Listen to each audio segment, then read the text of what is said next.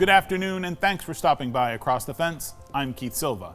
250 years ago tomorrow, a ragtag bunch of so-called Green Mountain Boys stormed into a former French fort near the narrows of the southern end of Lake Champlain. And the rest, as they say, is history. You've no doubt seen this famous image of what this attack might have looked like, but the truth lies somewhere in between. On this auspicious day in Vermont and American history, we're going to unpack what went down in the early morning of May 10th in northern New York and its impact in Vermont and on American history with Across the Fence's resident historian, Howard Coffin. Howard, thank you for coming back to Across the Fence. It's always a pleasure to have you here. Nice to be here, Keith. Good. Okay, so we were talking about this before we started talking. One of the most pivotal moments in American history, obviously, the raid on Fort Ticonderoga, and world history. This is really quite something that happens. It's a major event in the history, of course, in the history of Vermont, but in the history of the aborting nation, and really in the history of the world. Set the scene, Howard. This capture of Fort Ticonderoga happens early in the morning, early in the war for American independence. How early? What's happening in the American Revolution at this time? Well, it's less than a month before that the revolution has begun. The British come out of Boston looking for supplies and weapons outside of Boston, and they go to Lexington and Concord, and they are met with resistance. There's fighting at both places, and that starts the war.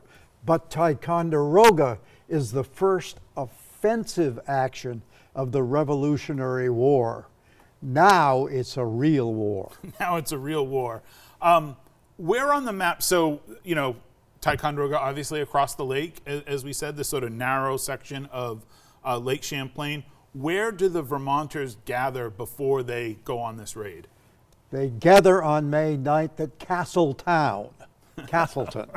Yes, Castleton. And when they get together, there's more than 200 of them, they find they have two commanders.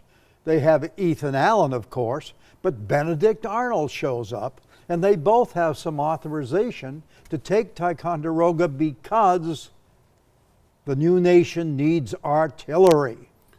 And they know it's at Ticonderoga. So how do they come together and Allen gets the assignment and actually goes? They come together and they have a big argument. These are two strong minds, and it's settled by saying we will co-command. And so the two of them lead the attack on Ticonderoga. And Ethan Allen, for maybe more than one reason, gets the credit and not Benedict Arnold. That's true. Of course, Arnold is a wild fighter. Benedict Arnold is a military genius who was so valuable to the American cause early in the Revolution. Right. We can't thank him enough. Right, which is why becoming a traitor becomes such a big story, Yes. because he was so important. This is an attack at night. Not easy to pull off a night attack, no matter if you're SEAL Team 6 or a bunch of farmers. Well, the whole bunch of them moves to the shore of the lake at Hans Cove on the Vermont side. They're about 3 miles above Ticonderoga. But when they get there, they only have 2 boats. They don't have enough boats. So only 83 of them cross, but they get across, move down the western shore, actually up because the lake flows north. Right. And about 2 a.m., they bust into the fort. There's only one sentry. I don't think there was a shot fired. There's only some 50 British soldiers, and they're all asleep. And Allen goes racing up the steps to the commander's room, bangs on the door, and Captain Delaplace supposedly asks Allen, by what authority do you do this? And Allen says, he said, the great Jehovah and the Continental Congress. Although Allen's men said, he just said, come out of there, you damn British rat.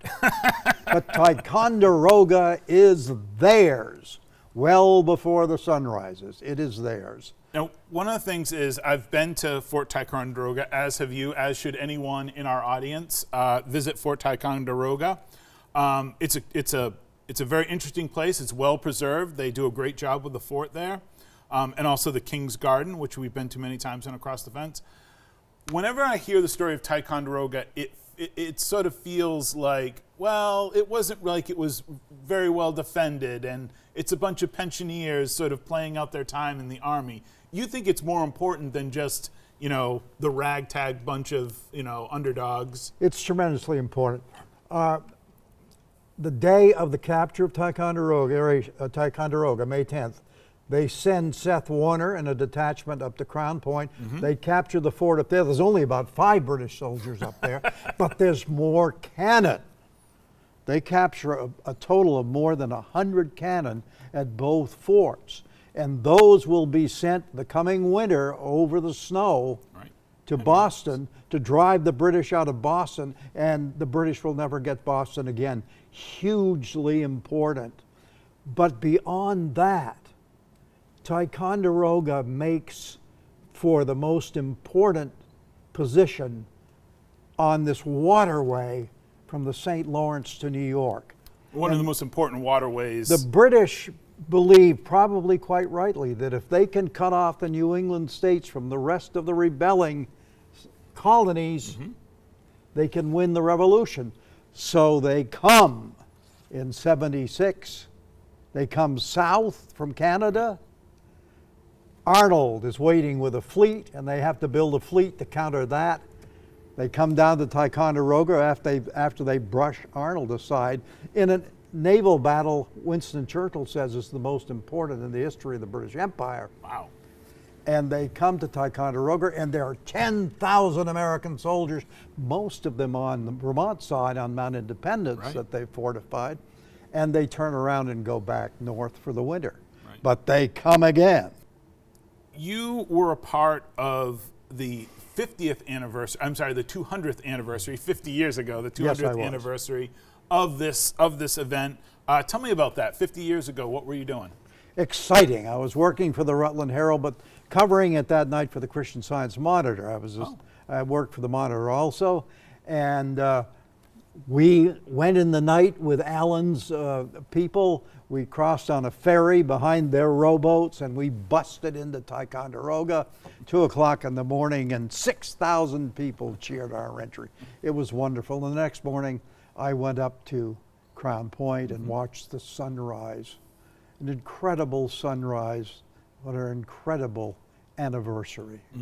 You said that you were in the press corps, who was, I guess nowadays you'd say you were embedded with the Green Mountain Boys. Not quite. But we were behind them. 200 years later. Yeah. Were any of descendants in the crowd? Oh, yes. Most of the reenactors were descendants of the Green Mountain Boys, and the fellow who played Allen was a descendant of Allen, yes. From 1777 now,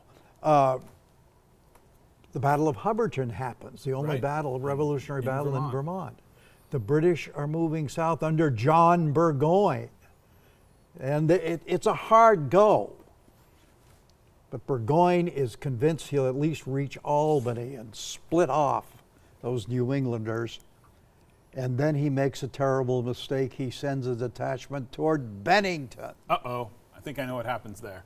Toward Bennington. His German soldiers go off toward Bennington, and they are met near the Vermont border by John Stark of New Hampshire and Seth Warner of Bennington. And on the 16th of August, a vicious battle, and the Americans triumph. Oh, do they ever. You're making me think that the Revolutionary War, in many ways, once Ticonderoga is under the control of the colonies, the American colonies, the British are constantly trying to go back and trying to fix that problem. That it's a problem from when they come down from Canada through the battles on Lake Champlain. It's their route of invasion to get back their colonies, and when they're moving south, they have to keep that supply corridor open. They're bringing supplies all the way down from Montreal. It's a constant problem.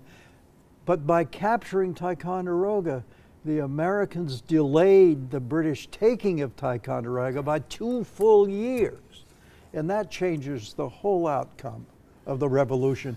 When Washington hears about Bennington, which part of that happened in Vermont now. Don't let them tell you different. He basically says, I don't have to worry about Burgoyne again. Whoa, because it's the Burgoyne's defeat that world history now says was the turning point of the revolution, because the French then decide to come in on our side. We couldn't have won without them. You know, you were talking about, maybe this is what Allen said, maybe he didn't. They actually quote Allen in the film Lincoln that came out, which I know you want to call Stevens because you think Thaddeus Stevens is more important to Lincoln than Lincoln, but that's an argument for another day. What do you think the truth is? Is there truth in this? Is the truth just that they captured the fort and they did, and that was that? It's so hugely important. Without the artillery, Washington is pretty well almost powerless. They need to get the British out of Boston. It's that key port. Right. And though when the British see those cannons looking down on them from Dorchester Heights, they do get out of there. And then the delays, the strategic importance of Ticonderoga and Crown Point really can't be denied. And always remember, when you talk about Ticonderoga, those remarkable fortifications that were placed at what we call Mount Independence on the Vermont side. Right. And that name goes back to colonial times. When the Americans were fortifying that peninsula, they named it Mount Independence. And it plays such a huge role in the Revolution. Well, Howard, thank you very much. Thank you for the conversation. If you would like to hear Howard, you can visit the Vermont Humanities Council, or Howard says, look him up in the phone book, if phone books still exist. That brings us to the end of our program. My thanks to the crew behind the scenes here at WCX, who are always plotting and scheming. I'm Keith Silva. This is Across the Fence. We'll see you tomorrow.